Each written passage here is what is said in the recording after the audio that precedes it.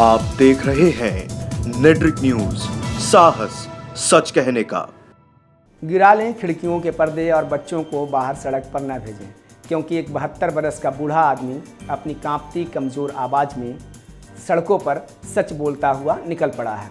नमस्कार, मैं हूं साहिल और आप देख रहे हैं नेट्रिक न्यूज। जी हां, ये वक्त सही है कि आप अपने घर के किवाड़ पर सांकल लगा लें। हो सके तो आप अपने चारदीवारी में कैद हो जाएं, क्योंकि आफतकाल के इस दौर में सच बोलना गुनाह हो गया है।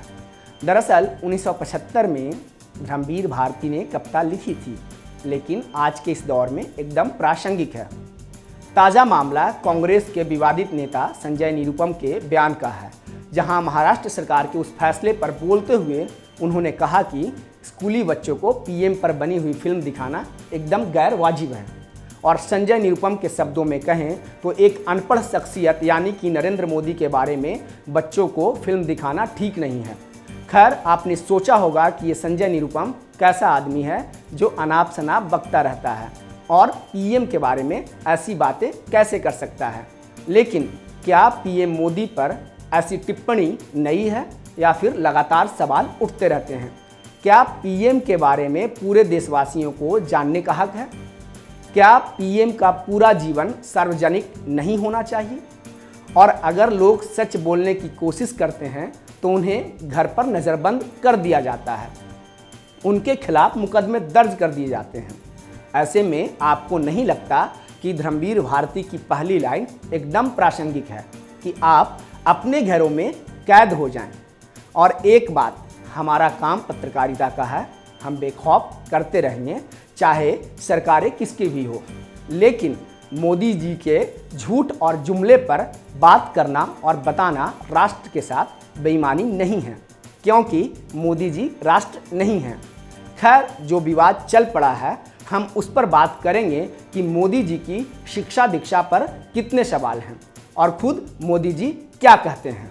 सवाल नंबर 1, गुजरात विश्वविद्यालय के एक पूर्व प्रोफेसर जयंती पटेल ने प्रधानमंत्री नरेंद्र मोदी की डिग्री के बारे में एक फेसबुक पोस्ट लिखकर परोक्ष रूप से उनकी डिग्री पर सवाल खड़े किए।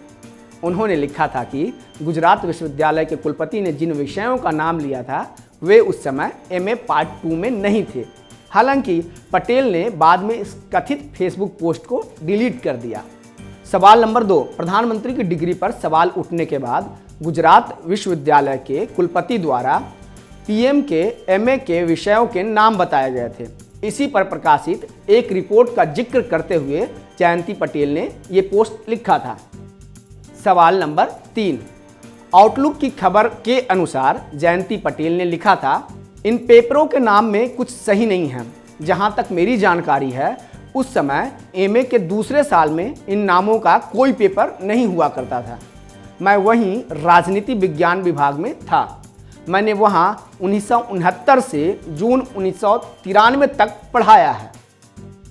सवाल नंबर 4, इंडियन एक्सप्रेस की पिछले साल प्रकाशित रिपोर्ट के अनुसार ये कहा गया था कि मोदी राजनीति विज्ञान में एमए हैं और वे फर्स्ट क्लास अंकों से पास हुए थे। गुजरात विश्वविद्यालय के तत्कालीन कुलपति एमएन पटेल ने कहा था कि मोदी ने राजनीति विज्ञान में गैर संस्थागत छात्र के बतौर एमए में 63.3% अंक हासिल किए थे। पहले वर्ष में उन्होंने 800 में से कुल 499 अंक हासिल किए थे, जबकि दूसरे साल में उन्हें 400 में से 262 अंक मिले थे।